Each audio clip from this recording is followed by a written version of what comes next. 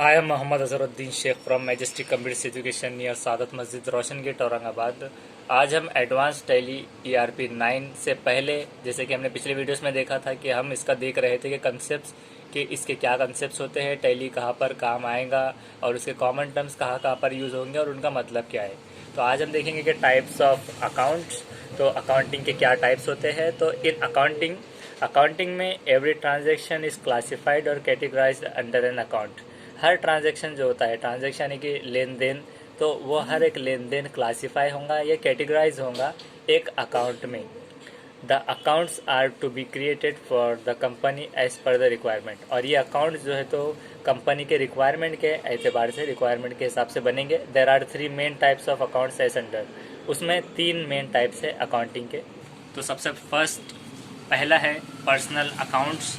तो personal accounts जो है तो इसमें all artificial and natural persons या फिर इंडिविजुअल्स का ट्रांजेक्शंस होगा।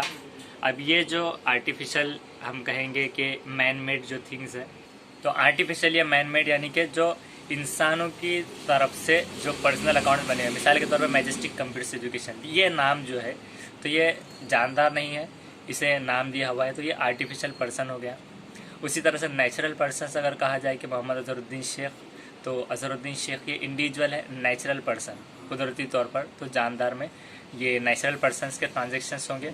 और उसी तरह से it includes in personal accounts, ये पर्सनल अकाउंट्स में आएंगे। The accounts of persons, organisations और फर्म्स एंड बैंक्स।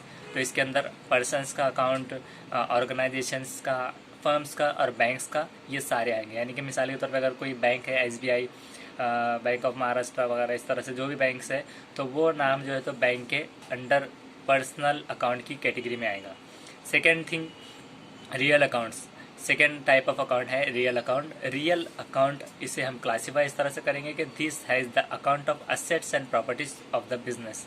असेट्स और प्रॉपर्टीज़ होती है बिजनेस की। असेट और प्रॉपर्टी यानी कि हमारी जो मिल्कियत है, जो हमारी प्रॉपर्टी है, वो सारी चीज़ें इसमें आती है। यानी कि हमारा जिस पर हक है मालिकाना, वो सारा। जैसे कि मिसाल के तौर पर फॉर एग्जांपल फर्नीचर जो है बिजनेस में, वो वाला। कंप्यूटर्स अगर लैब में है मैजेस्टिक कंप्यूटर्स एजुकेशन में, तो वो सारे कंप्यूटर्स। गुड्स अकाउंट जो सामान का अकाउंट रहेगा, सामान का लेन देन का।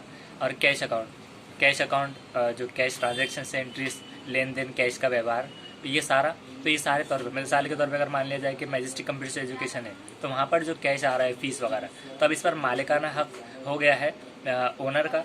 अब ये मान लीजिए कि मैजेस्टिक कंप्यूटर एजुकेशन के डायरेक्टर बिस्मिल्लाह खान, अब बिस्मिल्लाह खान साहब के पास में ये पैसा आया, तो अब ये इनका मालिकाना हो गया। ये एक्सपेंसेस एक अलग शक्ल होगी, लेकिन फ़िलहाल में उनकी ये आज कैश इन हैंड, कैश का लेन देन। उसी तरह से फर्नीचर जो है, तो फर्नीचर यानी कि मालिकाना हक है उस पर कि उसे बेच भी सकते हैं, और प्रॉपर्टी में मतलब अंडर अपने ओनरशिप में है। और उसी तरह से अगर कहा जाए कि गुड्स अकाउंट है, जो माल है उसका लेन देन, कैश का व्यवहार, इसी तरह से। उसके अलावा है रियल अकाउंट्स ये था। अब उसके बाद है नॉमिनल अकाउंट्स। तो नॉमिनल अकाउंट्स ये जो टाइप का अकाउंट रहेगा, this has the accounts of incomes और गेन एंड एक्सपेंसेस और लॉसेस ऑफ द बिजनेस। तो अब ये जो नॉमिनल टाइप का अकाउंट रहेगा, इसमें सारा जो है तो इनकम्स, गेन्स, जो भी इनकम आई है, गेन हुआ है, प्रॉफिट हुआ है, एक्सपेंसेस जो खर्च हुआ है, लॉसेस ऑफ द बिजनेस।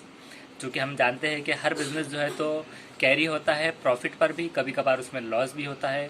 तो all profit and loss, expenses, खर्चे, ये सारी चीज़ें आएंगी नॉमिनल अकाउंट की कैटेगरी में।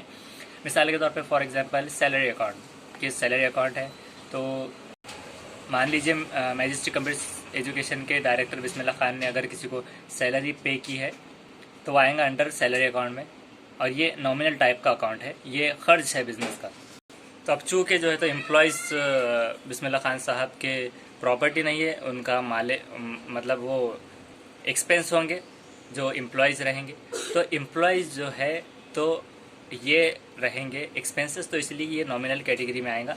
ये यानी कि ऐसा नहीं है कि एम्प्लॉयज़ लॉस है या फिर प्रॉफिट है, ना प्रॉफिट है ना लॉस है।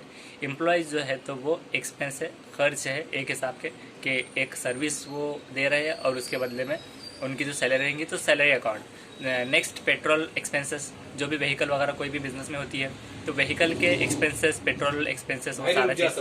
तो ये सारा व्हीकल एक्सपेंसेस और पेट्रोल एक्सपेंसेस ये सारा आएगा एक्सपेंसेस में। ये भी खर्च रहेगा, ना ये प्रॉफिट है ना लॉस है। यानी कि पेट्रोल अगर लग रहा है तो काम के लिए लग रहा है, काम के लिए लग रहा है तो एक्सपेंस है, खर्च है, इस तरह से। तो उसी तरह से ये नॉमिनल अकाउंट इस तरह से आते हैं। उसी तरह से कमीशन रिसीव्ड, अगर कोई बिजनेस ऐसा है कि जिसमें कमीशंस लेता है वो, तो कमीशंस जो आते हैं तो वो कमीशन रिसीव्ड इसके अंदर आएगा।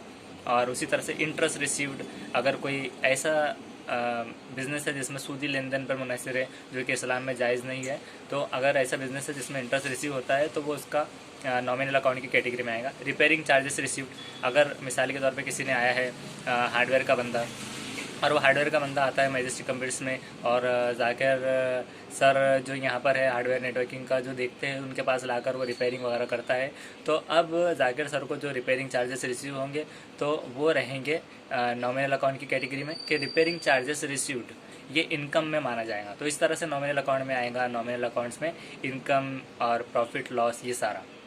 अब इसके आगे नेक्स्ट जो वीडियो रहेगा उसके अंदर हम देखेंगे कि रूल्स ऑफ अकाउंटिंग के उन्हें कैटेगराइज कैसे करें और रूल्स इसके अकाउंटिंग के क्या है। तो अगर आपको इसी तरह के वीडियोस एजुकेशनल और दीगर वीडियोस चाहिए तो आप सब्सक्राइब करके रख दीजिए और दूसरों को शेयर कीजिए। Thank you very much.